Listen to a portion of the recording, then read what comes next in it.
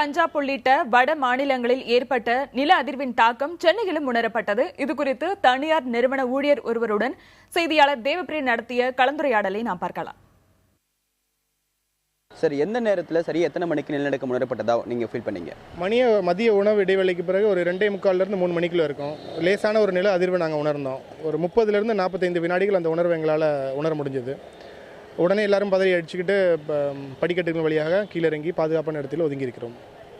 மற்ற இடத்துல எல்லாமே உணர முடியலன்னா கூட இங்கே நீங்கள் எப்படி ஃபீல் பண்ணதான் நினைக்கிறீங்க? வேறு ஏதாவது ஸ்பெஷல் அரேஞ்ச்மெண்ட்ஸ் இந்த பில்டிங்கில் ஏதாவது பண்ணியிருக்காங்களா? இதற்கு முன்பாக ஏற்பட்ட 4-5 நிலநடுக்க சூழ்நிலைகளுமே பார்த்தீங்கன்னா எங்கள் பில்டிங்கில் இந்த உணர்வு எங்களால் சீக்கிரமாக உணர முடிஞ்சது. காரணம், இந்த பில்டிங் நில அதிர்வு ஏற்பட்டால் தானே சரி செஞ்சு அசைந்து கொடுத்து கீழே விழாமல் இருக்கக்கூடிய ஒரு அமைப்போடு கட்டமைக்கப்பட்டிருக்கிறதுனால இந்த பில்டிங் லேசான நில அதிர்வு கூட காட்டி கொடுத்துரும். நாங்கள் இது மொத்தம் 9 மாடி கொண்ட கட்டடம். இங்கே 600 ஊழியர்கள் வேலை செய்கிறார்கள்.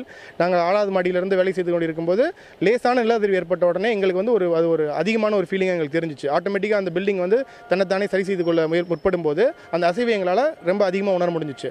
உடனடியாக இது எங்களுக்கு உணர்ந்த பிறகு நாங்கள் அவசர கால வழியின் வழியாக வெளியே பாதுகாப்பான இடங்களில் ஒதுங்கி இருக்கிறோம். இது போன்ற நிலநடுக்கம் ஏற்படும் போது தொழிலாளர்களுக்கு எப்படி வெளியே வரணும், அது போன்ற அவசர கால வழிகள் தொடர்பான ப்ராப்பராக எஜுகேட் பண்ணியிருக்காங்க.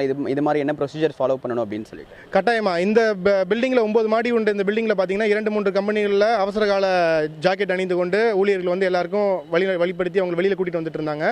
இதை விட எல்லா கட்டிடங்களிலுமே இந்த மாதிரியான ஒரு இயற்கை சீற்றத்தை நம்ம கண்ட்ரோல் பண்ண முடியாது. இந்த மாதிரி சூழ்நிலைகளில் இங்கே இருக்கிற செக்யூரிட்டி ஆஃபீஸருக்கும் ஒவ்வொரு அலுவலகத்தில் வேலை பார்க்கக்கூடிய முக்கியமான மனிதவளத்துறை சார்ந்தவங்களுக்கும் இதை பற்றியான ஒரு புரிதல் ஆல்ரெடி ஏற்படுத்தி இருந்தால் இந்த மாதிரி அசாதாரண சூழ்நிலை எப்படி அந்த சூழ்நிலையை ஹேண்டில் பண்ணி மக்களையும் ஊழியர்களையும் வெளியில் கொண்டு வரணுங்கிற ஒரு அவேர்னஸ் இருந்ததுன்னா ரொம்ப உதவியாக இருக்கும். ஏன்னா இழப்புகளை தவிர்க்க முடியும்.